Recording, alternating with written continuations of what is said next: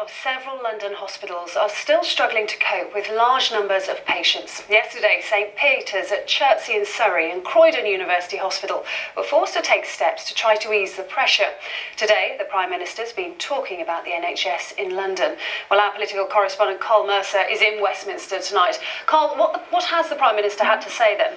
Yeah, well, given the events of recent days, Louisa, it's hardly surprising, is it, that the Prime Minister and the Health Secretary, Jeremy Hunt, faced a number of questions from London's MPs today about the state of emergency care here in the capital. No surprise either, I guess, that they both had the same message. Now, they couldn't say, could they, that things are hunky-dory? Clearly, they are not. And there was an admission from both of them that London is facing tough times at the moment, but is coping.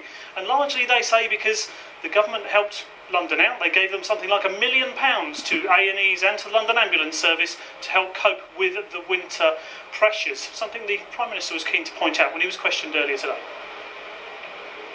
Nearly half of all London ambulances which are called out to critical cases do not arrive within their target 8-minute response time.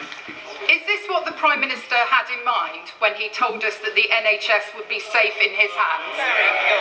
Well, the NHS wouldn't have been safe if we'd followed Labour's proposal of cutting the NHS.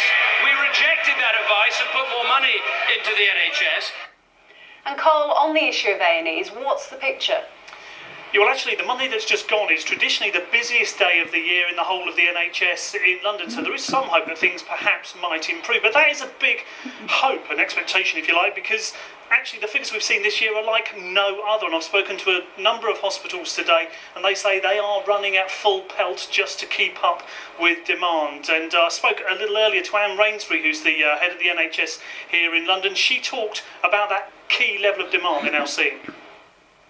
We have seen unprecedented demand in London over the last couple of weeks, so 8% more people attending A&E than did so in the equivalent period last year, 50% more people dialing 111 and 16% of people dialing 999.